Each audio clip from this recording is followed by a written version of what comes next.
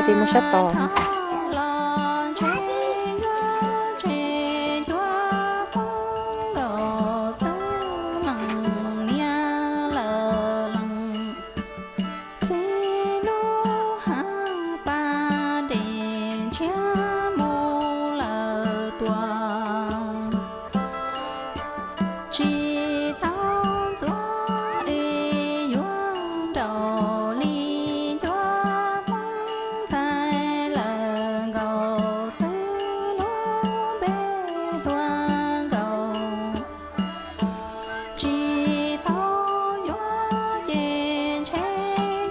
Yes.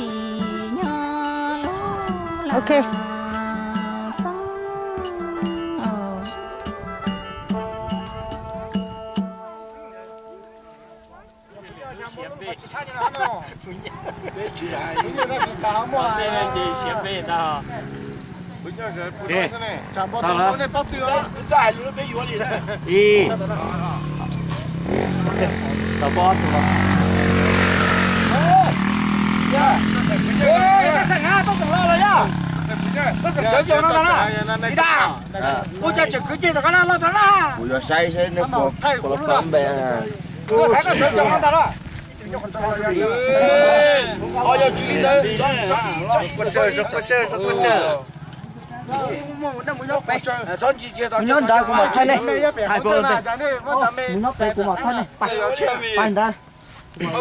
Ok. Lấy cái lò ha. Nên tôi thấy đá to nó xíu, đá to tròn trụ. Đó là có cái khổng bát tí đông à. Đó rồi à. Tôi có hồi nhận với à. Siêu gì à. Cái có tiếp bộ cái sông trình à.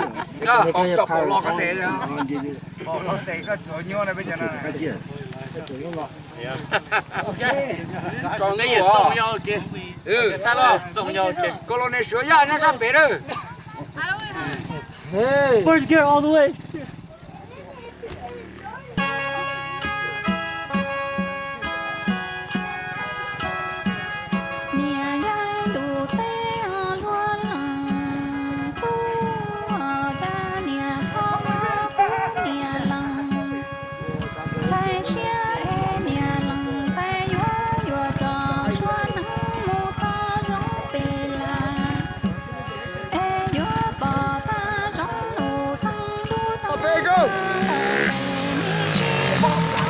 Oh, thank you, Anna.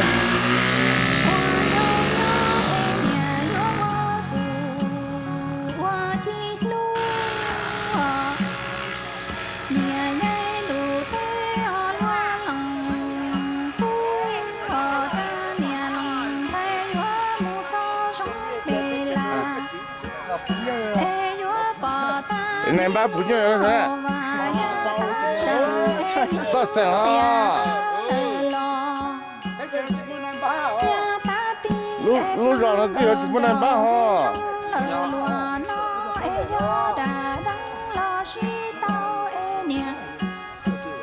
Gặp phụ nữ.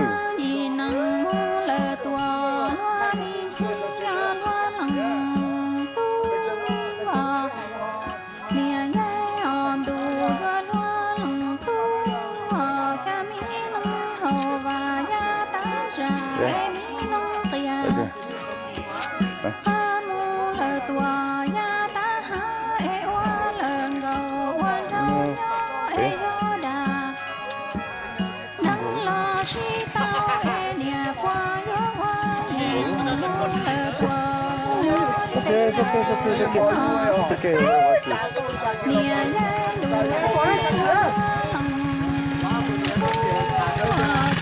Slow.